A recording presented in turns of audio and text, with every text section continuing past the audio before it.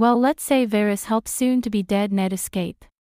Or should I say Varys maybe has a couple of his most trusted little birds and a palace guard on his payroll help Ned escape. Why might he do this? The only reason I can think is he respects Lord Eddard and he thinks it is better for the realm. But now we do not have a War of the Five Kings.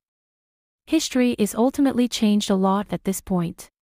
I'm going to say Varys sends a single trusted rider out ahead of Ned's release to Riverrun to inform the Blackfish of what is happening. The Blackfish can send a raven with a coded message to Winterfell letting them know who is heading home. It will take Ned about a month to get back home. Ned knew Arya wasn't in Cersei's control and he knows they still have Sansa, but he knows Cersei isn't going to let anything happen to her with Winterfell and Stannis and his army all bearing down on the capital, once the Shadow Baby takes out Renly. So with Ned coming home, and especially once he gets home, there will be no crowning of Robb as king in the north. Ned will not accept any such title. He will do the right thing and tell the people they will back Stannis as the one true king of Westeros. Hello everyone, if you are new here, please don't forget to subscribe and click the notifications bell, so you don't miss any new updates on your favorite TV series. Theon might offer to go to the Iron Islands, but Ned will tell him absolutely not. He'll say that's a stupid idea because Balon Greyjoy cannot be trusted. So Winterfell will not get sacked. There will be no red wedding. The North may well still capture Jaime, and if that happens they have their bargaining chip for Sansa, as it will break Tywin. Robb was a good leader, but with Ned in charge I can imagine the North being unstoppable in their battles against the Westerlands. If Joffrey does something really stupid with Sansa after all this, like killing her accidentally or on purpose, then Jaime is a dead man and the North and Stannis will destroy the Lannisters. All in all, it would have been amazing to see Ned released and what could have happened, but his death inspired the wars and the character motivations for years to come. Another possibility could be this. Robert is about to die and Renly has his private conversation with Ned. Ned says no, but Renly goes further. He warns him not to trust Littlefinger or Varys and that Cersei will most definitely claim the throne for Joffrey. Ned takes preparations immediately for a worst-case scenario and gets Sansa and Arya shipped off at dawn along with his household.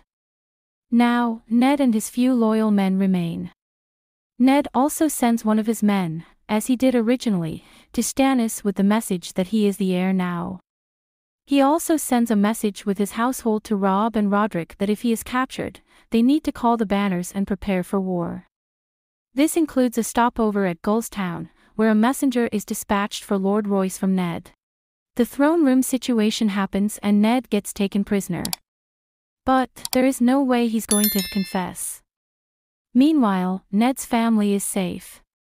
Catelyn will reach the Vale. Lord Royce has received the message from Ned and given Ned is captured now, he knows the danger and is there at the Vale to try and convince Lysa.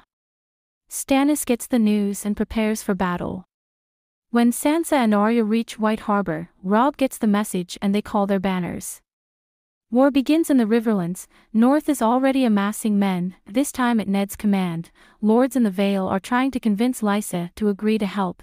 Stannis is having his talk with Renly. Cersei has Ned but nothing to threaten him with, so that scene with the fake confession and unplanned beheading doesn't happen. They keep him alive and well guarded for leverage.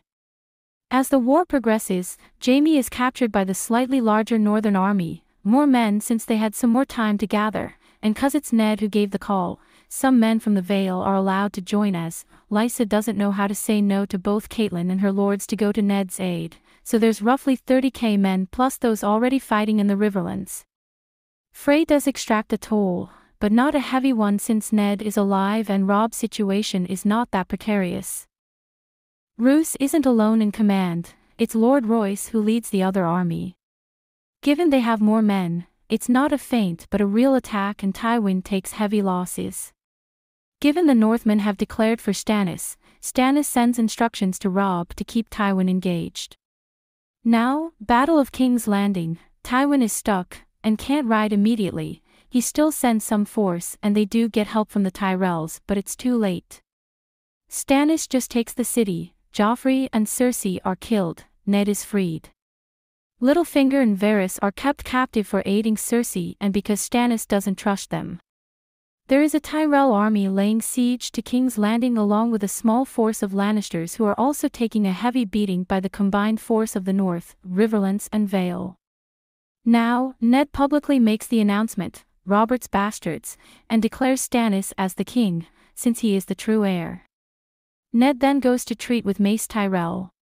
With Stannis crowned, backed by Stormlands and heavy support from the North, Tyrells back down and accept Stannis. There will of course need to be some concessions, marriages, seats on the small council, etc., but they make it happen. Ned returns to the North, or really the Riverlands, to take full command, and the men, now further motivated, finally break the Lannister army and attack deep into the Westerlands, forcing a surrender.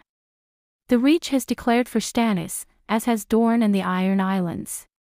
Tywin has no option now but to declare as well. The war is over, Stannis is king, Ned is back at Winterfell, Robb is married to Margaery Tyrell, Shireen is betrothed to someone, Mace Tyrell is on the small council, Tywin licks his wounds at Casterly Rock, and King's Landing is free from his clutches.